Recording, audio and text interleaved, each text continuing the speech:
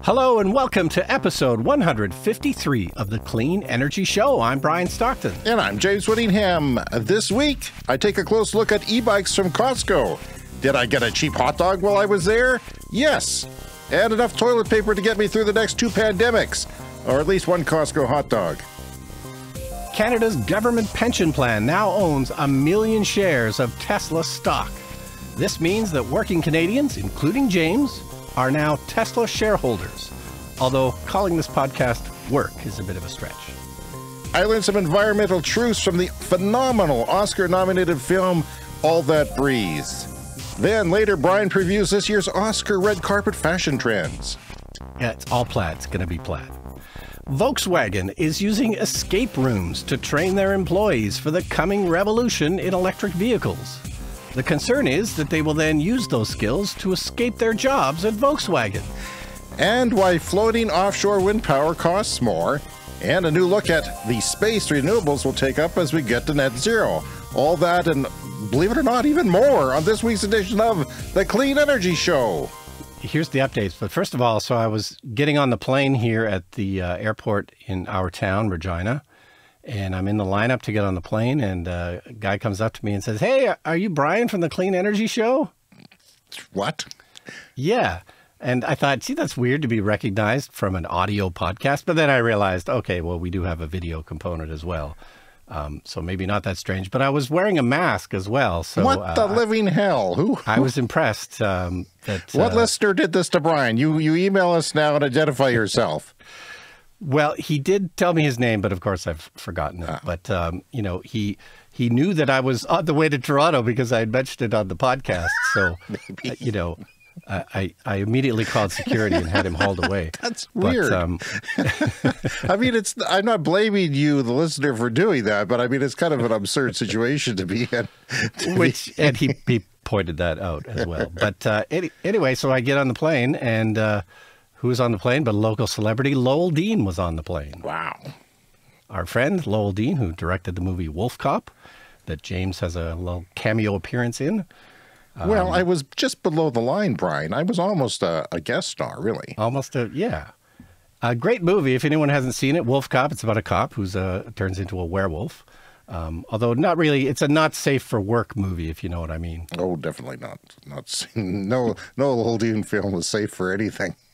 That's the way he likes it. Yeah. But anyway, so I arrived in Toronto and I took the Up Express train from the airport to downtown. This is a train that they built about 10 years ago. It was always a pain in the ass to get to the airport in Toronto. But they built this train about 10 years ago, goes straight from the airport to Union Station right in downtown Toronto, and it worked great as usual. But, you know, after I got there, I found out my friends were telling me that they're having mechanical problems with these trains.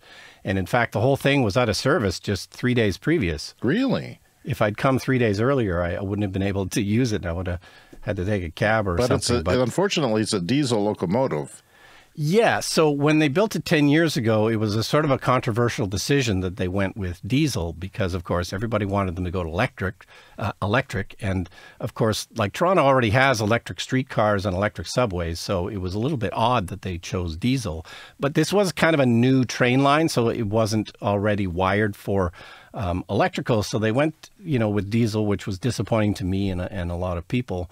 But, yeah, they're having mechanical problems with these trains. It has nothing to do with the diesel. It's something the other mechanics. Yeah, it sounds like they're not holding up. No, with the trains, something to do with the trains and the brakes or something. I'm not really sure. But I get the feeling that they may end up scrapping these trains early and then, you know, switching to electric. Well, I've been going down the rabbit hole of trains on YouTube because I sort of got interested. I was talking about last week. Yeah. The show that these YouTubers do is a very low budget show, but it's just amazing how you can just do a show to get, you know, cover all these countries within 2 days. And whoever gets there first wins. And, you know, that's simplifying it. But because they had to do tasks and this is like a great race. It's called Jet Lag on YouTube. And it's just shot with iPhones, and you know, the audio suffers from time to time, but I found it kind of entertaining. Plus, it was a great introduction, and I'm not even sure that it wasn't even meant to be an introduction to just how great the trains are in Europe and how we should do better here in North America. Yeah. Because it's just so easy. You don't even have to, you know, so he was pointing out that in Canada, you have to check in like you do an airport early and have to weigh your luggage. For some, as if the thing leaves the ground and has to know how heavy it is. I mean, come on. No, and my complaint about the plane service, so I'm getting on the plane in Regina, and an announcement like an hour before the flight, and they're like, oh, okay, it's a full flight, and because of the plane that we're using, I'm going to need 25 people to come forward and check their roller bags because we're not going to have enough room for everybody's carry-on luggage. And so like every 10 minutes, they have to keep making this announcement. Hey, okay, I need, 15 more people. Come forward. Come on, people. Yeah, that Give us happened your to my daughter when she went on her school trip. And there was this aggressive kid who wanted a window seat because my daughter, her name starts with A, so she got the window seat because the teacher just wrote her down. She kept getting window seat, which is great because it's the first time she's actually flown. And, I wanted her to have the full value of her experience, and she lucked out in that way. So anyway, somebody was jonesing for her window seat, and they thought that if they checked their bag that they could have that upgrade, but they were sadly mistaken. Grade 9th grade kids. But yeah, we don't have the train service here, and we don't really have the plane service either, or the streets, or the bike infrastructure, or that's another thing. And it's just, I'm so envious of so many European. The bike infrastructure of some European cities is just the Not Just Bikes channel is done by a Canadian who's moved from what we're used to the Netherlands, which is great. I think it's the Netherlands. Yeah, it's the Netherlands. Yeah, Amsterdam, I think. Yeah, and it's just when they separate and they have studies done by universities that show that when the bike traffic is physically separated from vehicular traffic, that more people bike. And, I can just imagine, can you imagine a bike path out your back door that just took you anywhere you wanted to go and you could connect with things and not have to deal with traffic? I mean, I would probably ride my bike a lot too. No, and they have all this amazing bike infrastructure in Amsterdam. I think you sent me a link about all these amazing underground parking garages for bikes. It's just incredible. And it's all very expensive, but it's cheaper than, the alternatives. Roads are very expensive. More roads. And, not to mention the health problems that come from cars and roads. And your people get healthier when they're biking. Oh, my God, yes, they have to. I don't see how you couldn't. And, just walkable cities, too. That's another big issue, that our cities are not walkable here. They're just horrendous.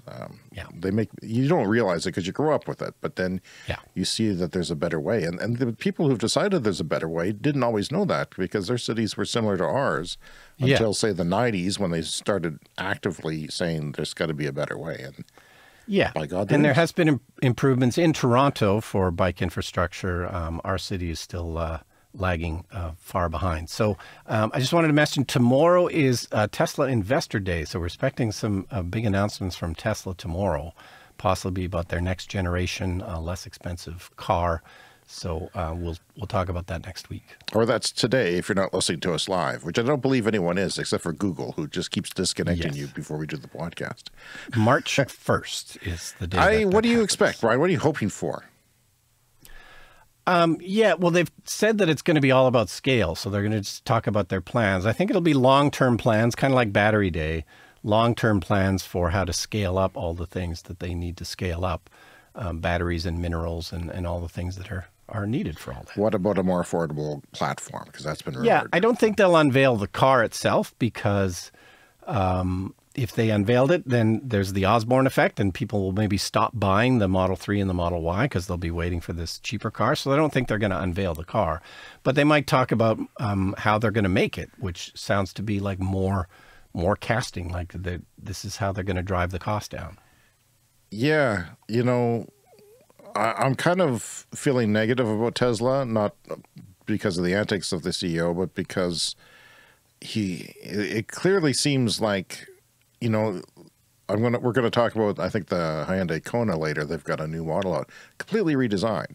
Like the automakers, even VW, who are still screwing things up, but they're coming out with major revisions on a fairly regular basis. And because they're automakers, they can adapt. And when I found myself really shopping, like really seriously shopping, not just fantasy shopping, but really shopping, you know, the other things were compelling compared to Tesla. And since they're opening that supercharger network, then that makes it interesting for the competition. Now, I know it's the goal of Tesla to advance electrification, but what will that do to the company? Yeah, the Tesla charging network is obviously one of the big advantages. But as we've sort of talked about, like there's certainly big plans for expanding the non-Tesla charging network and Tesla opening up to, you know, other cars. So, but I think that's still kind of 2 years away is what I would say. I think for non-Teslas, the charging situation in North America should be pretty good in about 2 years. So a bit iffy till then, but, you know, 2 years will be up before you know it. So, you know, if you buy a non-Tesla car now, you know, you can probably make do with the charging that's available. So yesterday I was noticing, and I couldn't figure out why. It's the second last day of February, I think, was when I was noticing this. Everybody had the February blues. They'd been fed up with winter.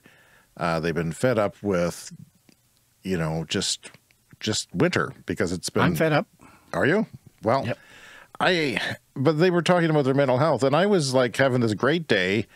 The sun was shining in all my windows, and it was warm. The temperature had gone up a few degrees, more than it should have, because the sun was heating the house extra. So it felt like, oh, summer. Maybe I should open the window.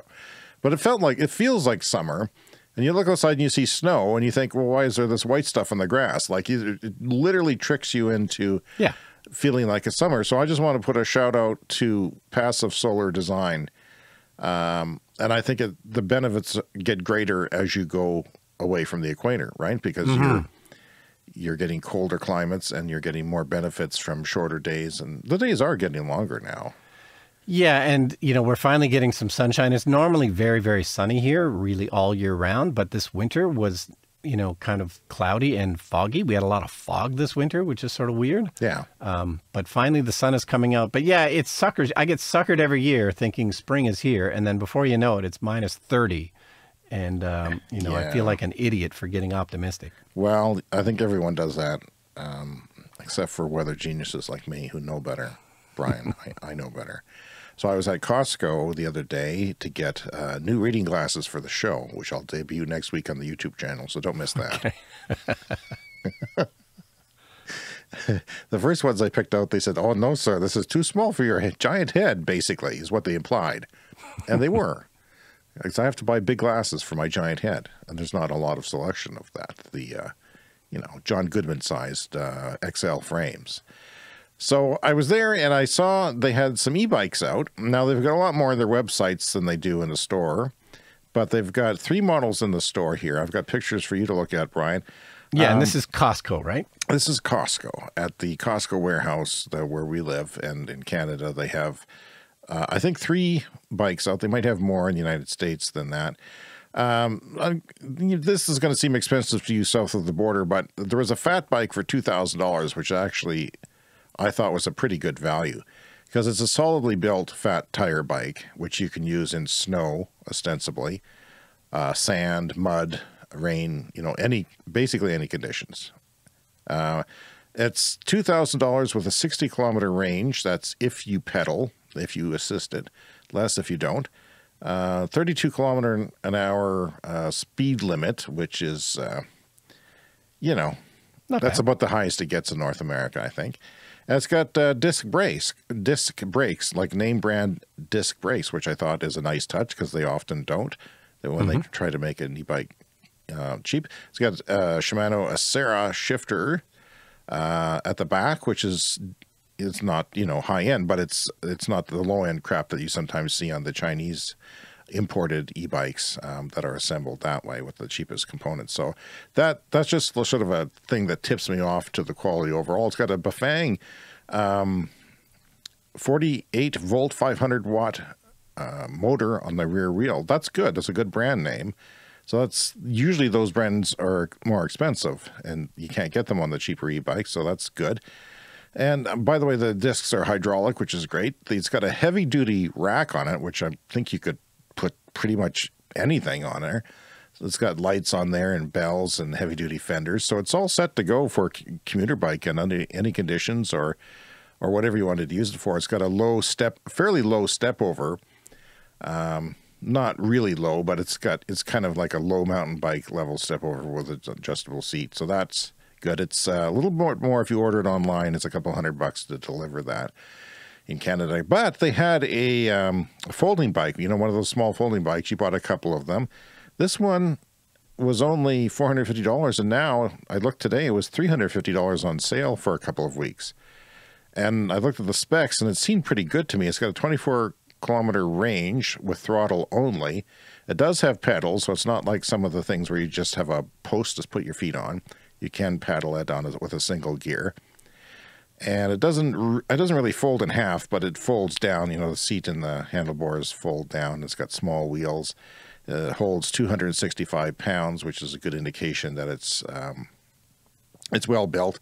25 kilometers an hour for this one. This one also has disc brakes.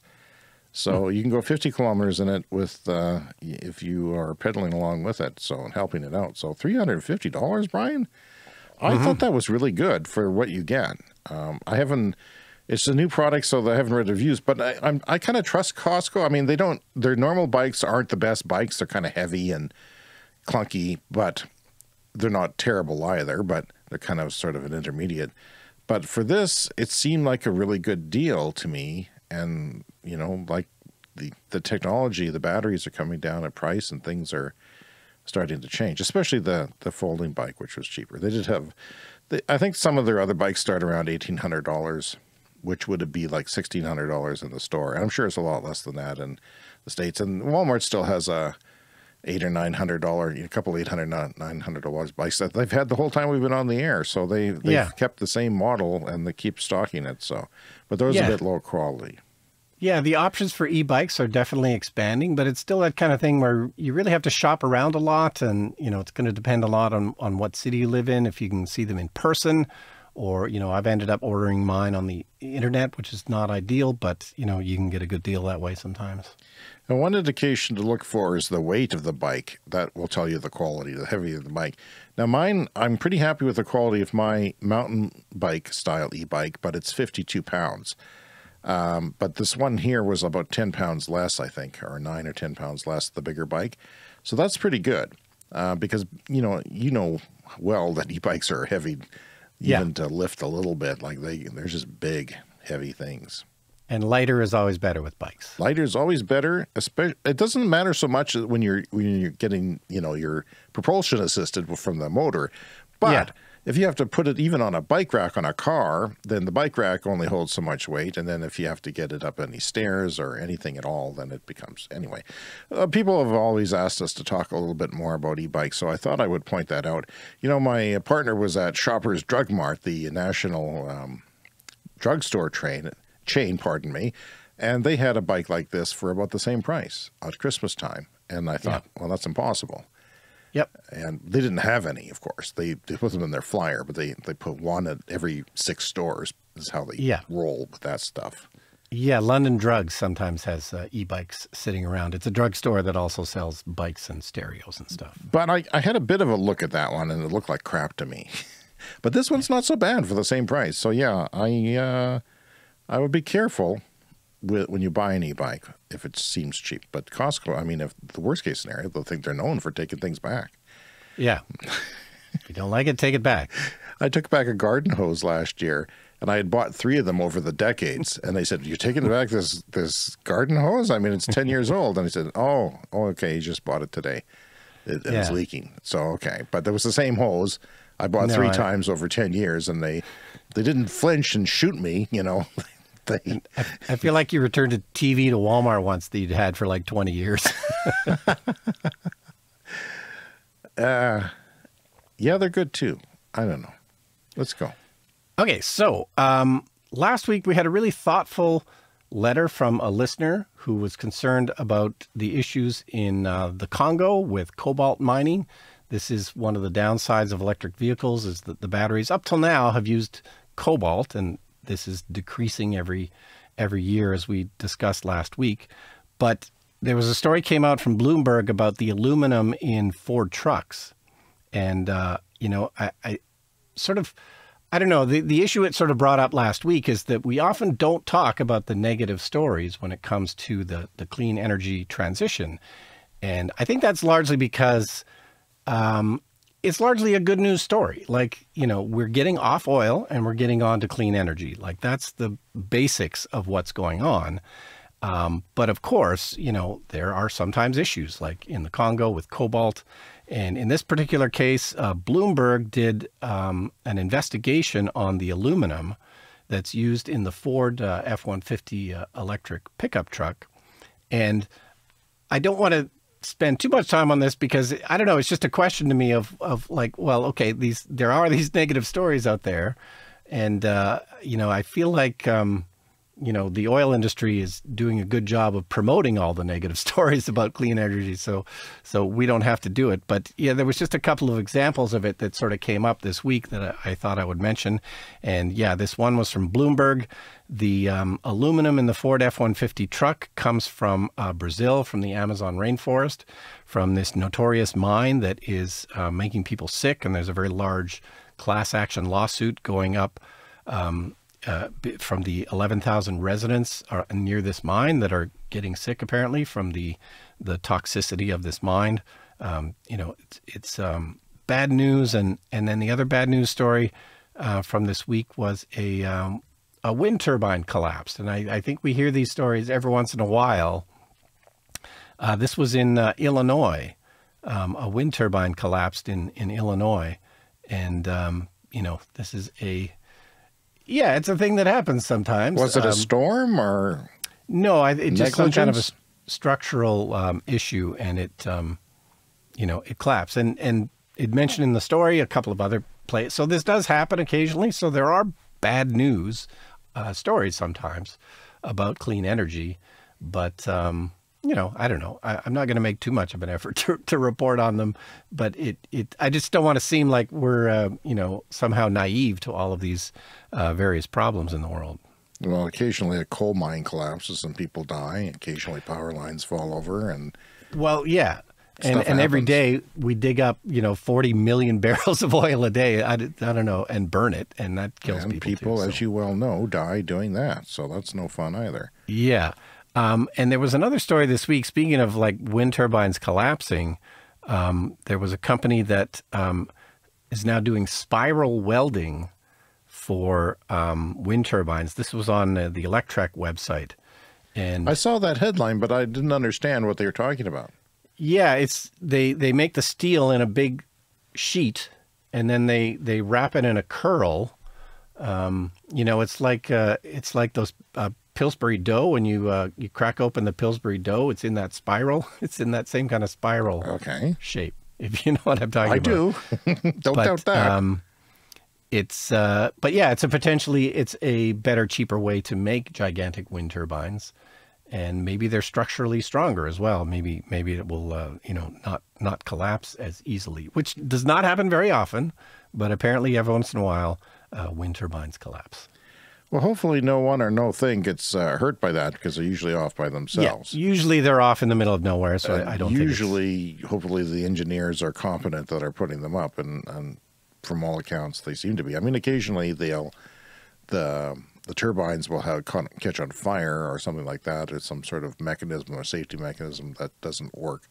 But it's not a harm to anybody. It's just, something to look and of course, batteries catch on fire sometimes too. And we do mention that on the show, but, it's not all good news, but it's overwhelmingly good news. And now it's time for Brian's Movie Corner. Brian's Movie Corner. Okay, it's James's Movie Corner. But we don't have an intro. Well, I didn't think I'd ever have one. I would have made one if I thought I'd be doing movie corners too. This is the segment that you invented way back in single digits. Yeah, it's been a while. All That Breeze is a documentary that I watched on HBO, or Crave TV here in Canada that carries HBO. Now, you got me hooked on a podcast called The Biz.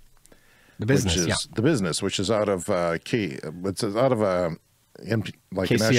in California, public radio in California, and it's a film and television news podcast.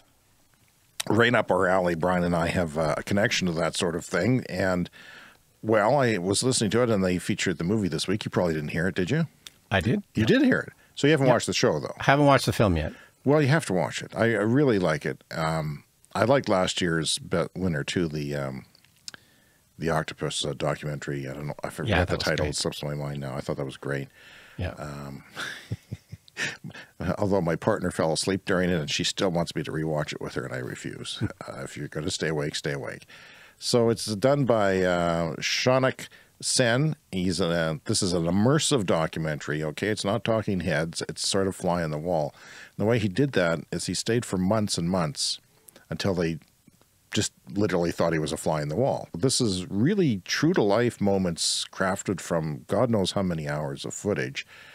And it's, I think it's a remarkable film. I'll read you the description of it that they have from their website.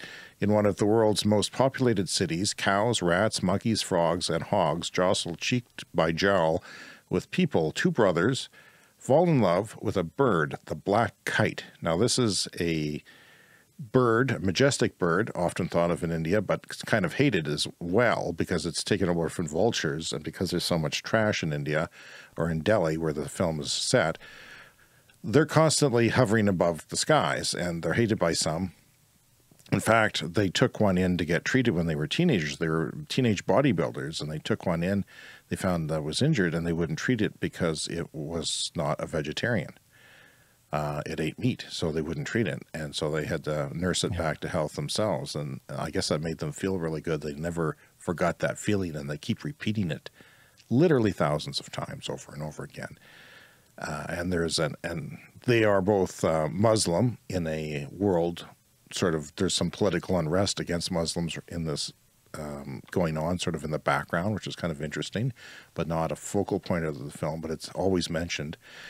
From their makeshift bird hospital in their tiny, dank basement, the brothers care for thousands of these creatures that drop daily from New Delhi's smog-choked skies. They literally fall from the sky, Brian. And as environmental toxicity and civil unrest escalate, the relationship between this Muslim family and the neglected kite, the black kite bird, forms a poetic chronicle of the city's collapsing ecology and rising social tensions. The Times UK says, the film is profound in the philosophical points it raised and how we are all connected in the vast ecosystem. Sen's mesmerizing masterpiece is also a worrying look at how pollution and overpopulation are placing an intolerable strain on the balance between humans and nature. Now, I'm going to play a 90-second clip from the film, and I thought, well, how can I do that? There are no, it's in a different language than English, and it's a lot of visuals. So I used descriptive video, which was a genius move by James. Interesting. Descriptive video, which I've never listened to before because I've never needed to, but it's for the blind, of course. And I just clicked on that setting and recorded a piece of the podcast for you all to have a listen to. Here it is. Daytime. A smokestack towers above an industrial complex. Dark fumes waft into the gray, overcast sky. In slow motion, a kite flaps by.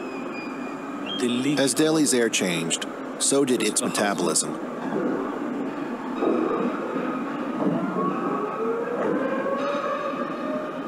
More kites pass beneath power lines. Songbirds sing at a higher pitch to communicate over traffic noise.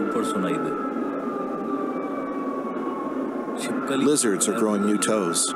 They perch, backed by metal pylons. The kite is a traditional bird. A kite rests, roosts, bathes, and attacks in the same style all its life. Every kite has a code. But code breaking is natural today. Every life form adjusts to the city now. The silhouette of a dog prowls in the distance.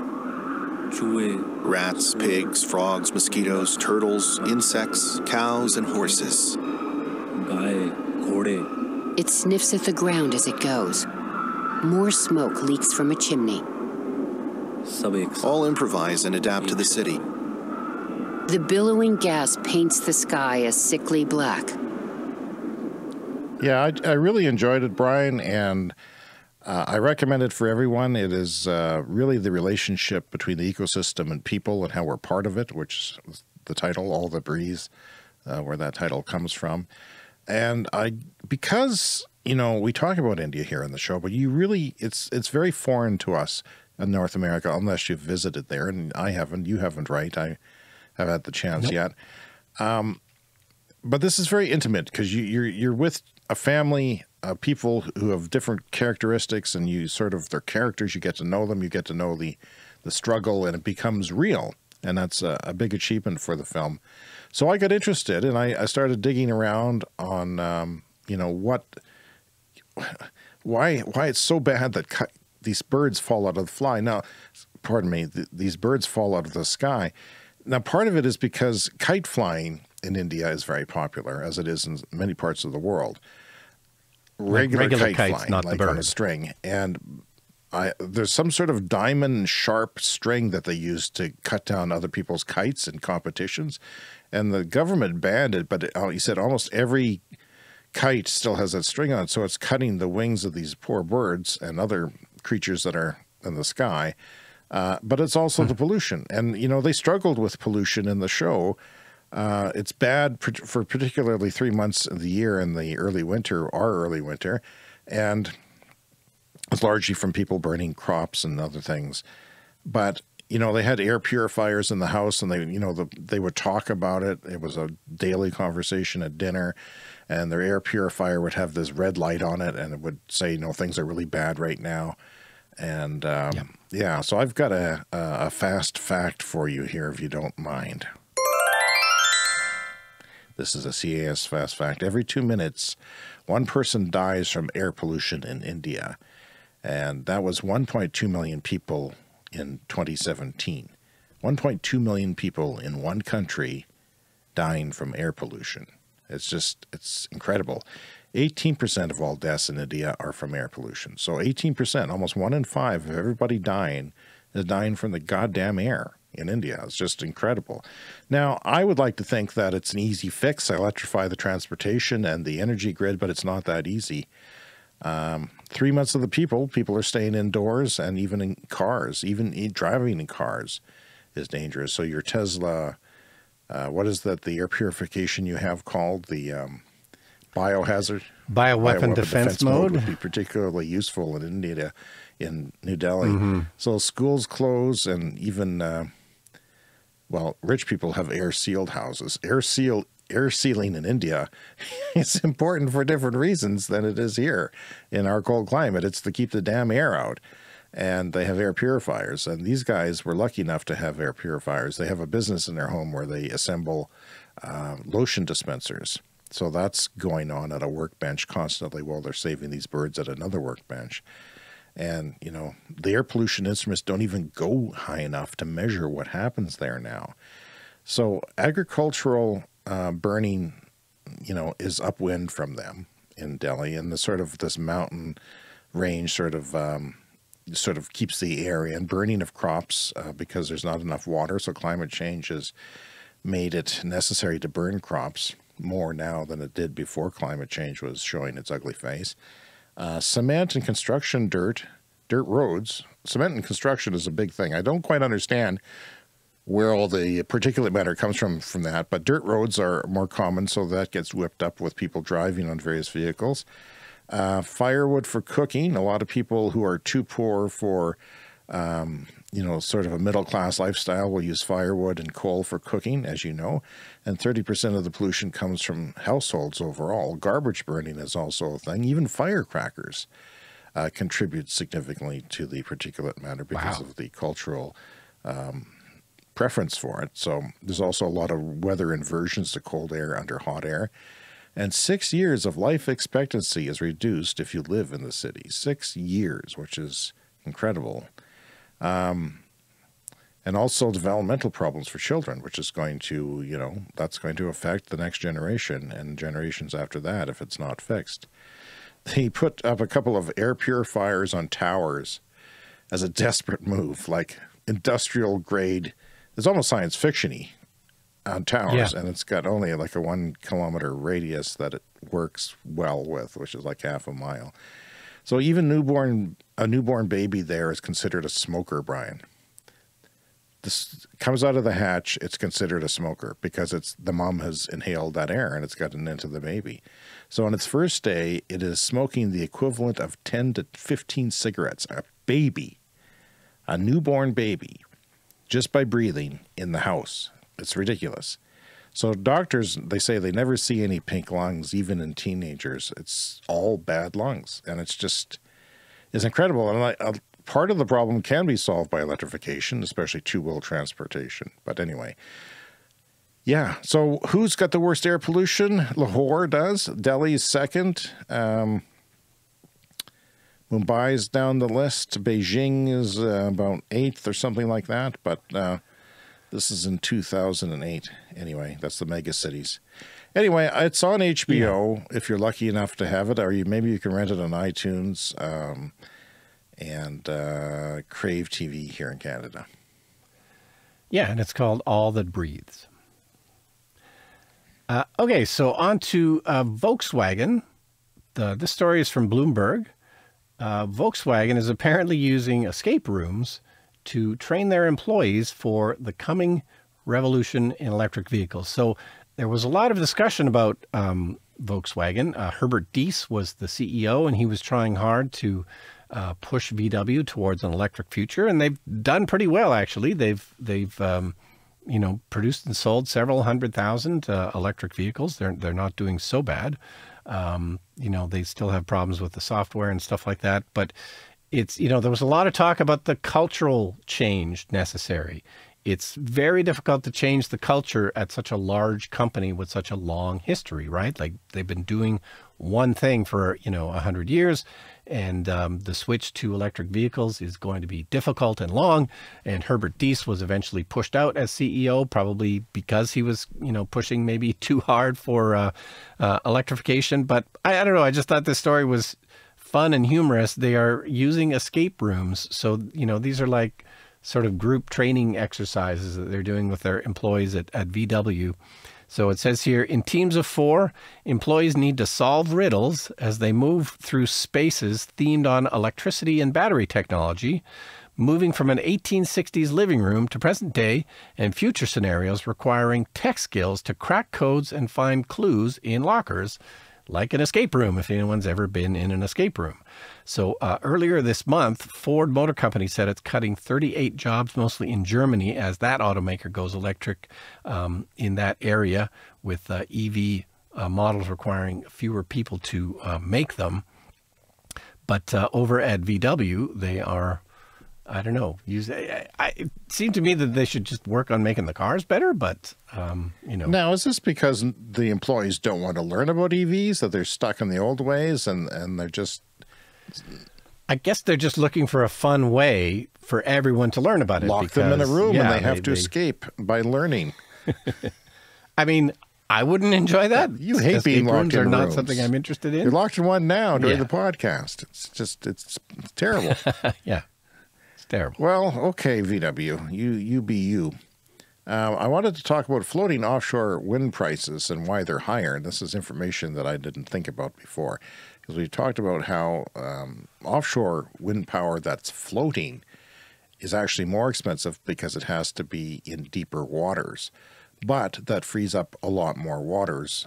Much of the U.S. is deep. Most of their wind potential is deep. Japan, a great deal of it is a little bit further out than they would like. So that basically we're just at the tip of the iceberg of floating offshore wind potential. And the U.S. has a goal of deploying 30 gigawatts of it. That's 30 nuclear reactors worth offshore by 2030. And they have to, rely on floating because of the geography. So the U.S. Department of Energy pegs the cost of floating offshore wind power at $200 per megawatt hour.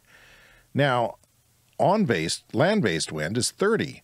So that's really significantly different. And solar is 35, a tinge more. And fixed offshore wind is 80. So that's more expensive than than onshore, or pardon me, onshore. Yeah, onshore as well. But, you know, even so, it's almost a third. So it's pretty significantly, it's a challenge. So last week there was a summit to try and figure out how to get these costs down to $45 per megawatt hour, or roughly 70% less. So they got all these brains in the room, and I don't know what they figured out or if they figured out anything, but they were trying desperately to figure out a way to lower the cost because it is such a new technology. Around 2/3 of the potential power from offshore wind in the U.S. is, will have to be floating because of the depth of the ocean that's close to the shore. So offshore floating wind is now being rolled out all over the world. It's also really new, says Electric. And in September 2022, a White House brief noted that globally only 0.1 gigawatts of floating offshore wind has been deployed to date. That is really tiny. Tiny compared to 50 gigawatts of fixed bottom offshore wind, which has been around for a long time, but is really taking off now. Yeah, well, hopefully somebody can figure out how to bring those costs down. Okay, so this is a story from Drive Tesla Canada. So the Canada Pension Fund, what is that what it's called? What is it called? The CPP? I think so. Plan. Canada Pension Plan. Yeah. They now own 1 million shares of Tesla. They acquired a bunch more. So what is the Canada Pension Plan? It's basically, it's like a pension plan for a company where you invest in different things. Yeah. But it's for our retirement of our socialized country here. Yeah. So basically, if you've ever had a job anywhere in Canada, you've paid money into the CPP, and when you retire, you can take it at age 60 or 65 or delay it up to age 70. This is your government pension, and usually you put some off your paycheck, the government then kicks in. So this is really the largest pension fund in Canada. It's the government one. And they've got 1 million shares of Tesla now, according to Drive Tesla Canada. So I just thought that's interesting. It means that I think that Tesla as an investment is kind of becoming more mainstream when a fund like that, it's a sign of legitimacy, I guess, that they think that they're not going to squander the Canadian people's money on that. Where were they 5 years ago when you started investing? You know, like, I'd be rich, Brian. I too would be rich as a Canadian. They would have made the Canadian people more money if they'd invested 5 years ago. But of course, it was a more risky investment back then. So, all right, I want to talk a little bit about land use again, because I have some new numbers here of what it's going to take to meet our Paris climate targets. A recent National Renewable Energy Laboratory study shows it would take less than 1% of the land in the lower 48 states, that is the continental U.S., that's an area comparable to even smaller than the fossil fuel industry's current footprint, which we mentioned before in the show.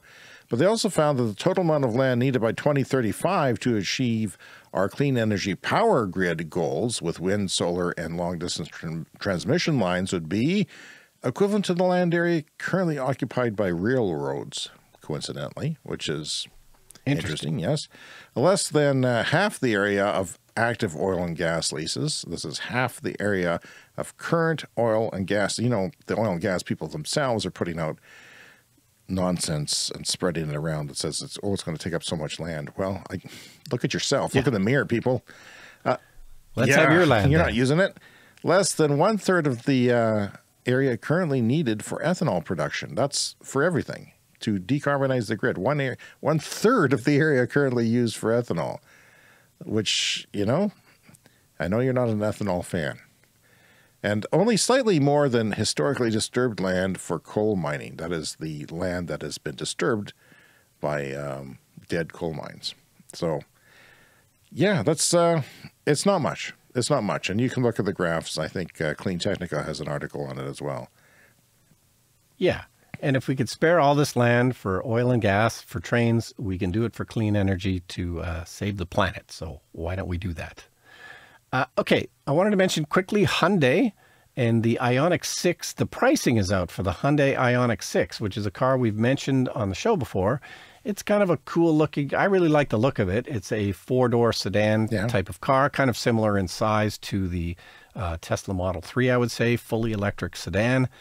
And they released the pricing, and it's really good. The starting price for the Ioniq 6 in the USA is going to be $41,600. That's pretty good. That is totally reasonable. And this is a car with really excellent efficiency.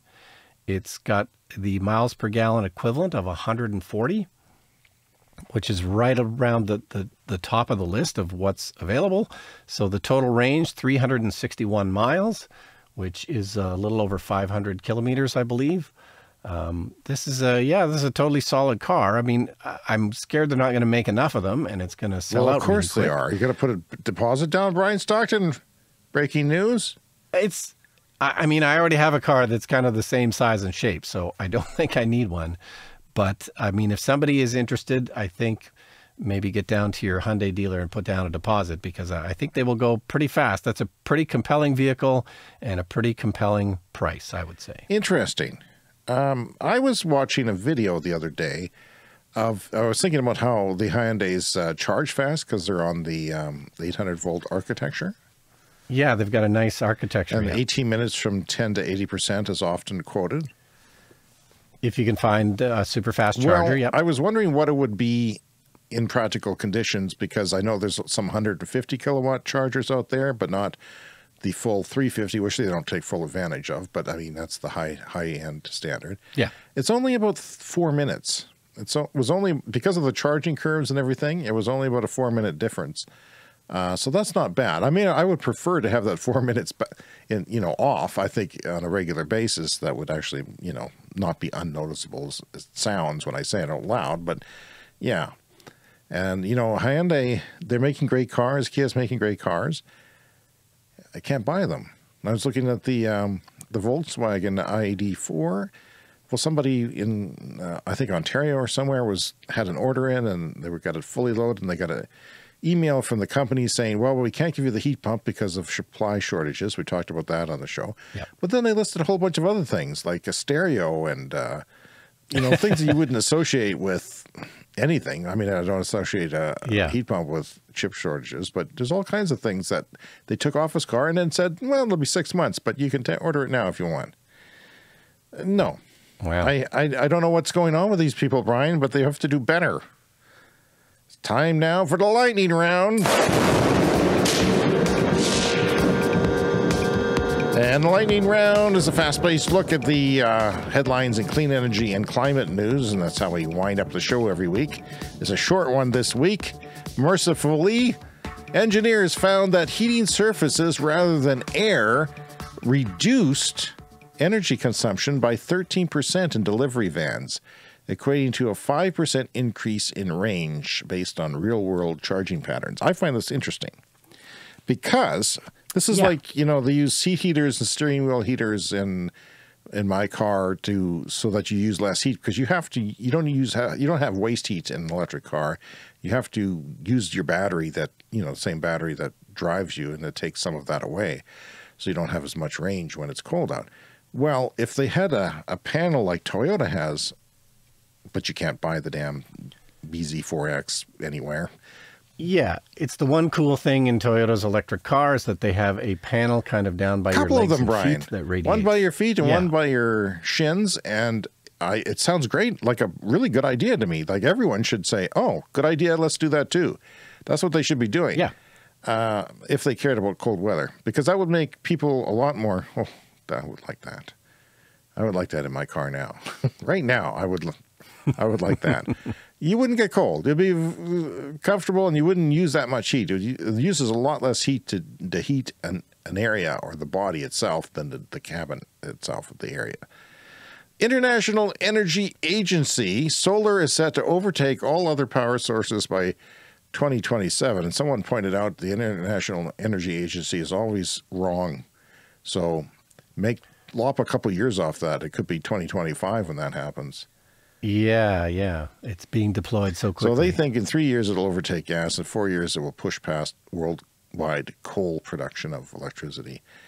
I think that's, we don't hear it. Everybody's got something else to talk about. But solar is actually quietly taking over the freaking world, as we said it would from day one of this podcast. Thank you very much. The EU price on carbon is topping €100 a ton now.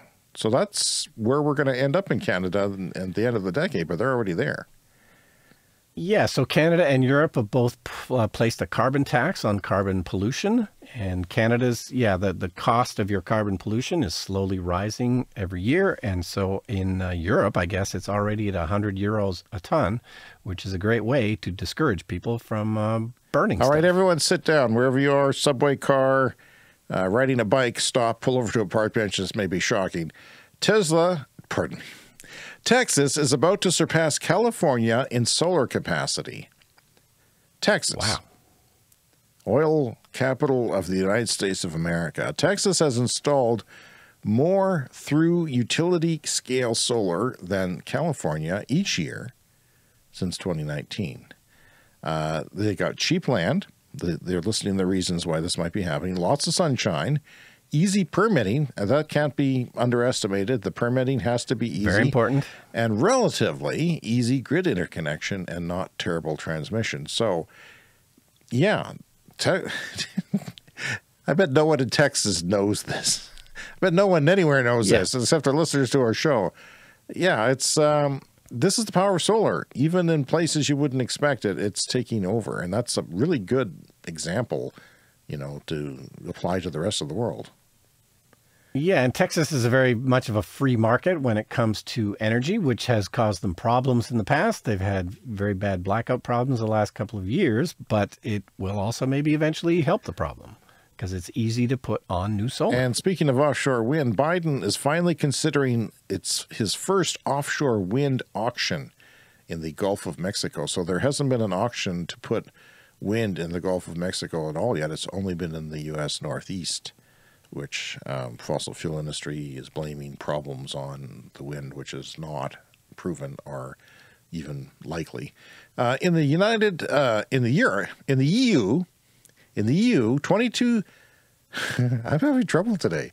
In the EU, 2022 saw the largest ever absolute increase in solar generation. It was up 39 terawatt hours, or 24%, on the back of a record 41 gigawatt increase in new installations, 40% more than 2021. Again, solar quietly taking off. At this rate, wind and solar will deliver 80% of Europe's electricity by 2035. 80%! Yeah, and thank you, Vladimir Putin, for accelerating all of this by being such a jerk. You should put solar panels in your many mansions and slaughterhouses or whatever you use them for. Carbon Brief says heat pumps are up to 3 times cheaper than green hydrogen in Europe, according to a study that they quoted.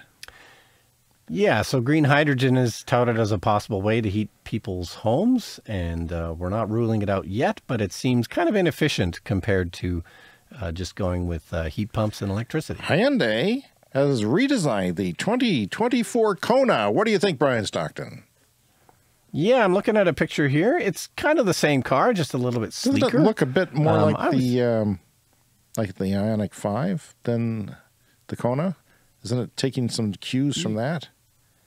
Yeah, they're moving towards an electric design language, and it's more akin to that than the old Kona was more akin to their gasoline-powered design language. It's interesting that they're distinguishing the electric Kona from the regular Konas.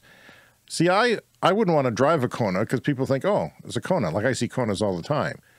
But I want people to know I drive an electric car and electric cars work. Damn it. People won't know that you're morally superior. And they need to.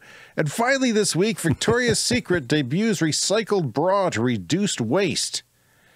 Now you might say, who's going to recycle their bra? Well, the product named the Forever Bra has pads made with a proprietary fabric that can be fully recycled. A change from a typical bra pad that contained polyurethane foam, a material that can't be melted down and extruded. So Victoria's Secret customers can take the bras back to any U.S. store and turn them in. And I don't think there's going to be a huge uptake on that. The pads will be removed for recycling or sold to perverts online on the internet. I know I added that myself. That's all for this week, kids. It's been a great time talking to you. We'll be back next week with Tesla's big investor day that's happening now. And will they show off a $25,000 car that I can afford? Stay tuned. Take the time to contact us. We are at cleanenergyshow@gmail.com. Drop us a line right now. Don't wait any longer. And speakpipe.com/cleanenergyshow for leaving us a voicemail message. And don't forget to check out our YouTube channel for video podcasts, highlights from the show, and special features. And I can't wait till next week. We'll see you then.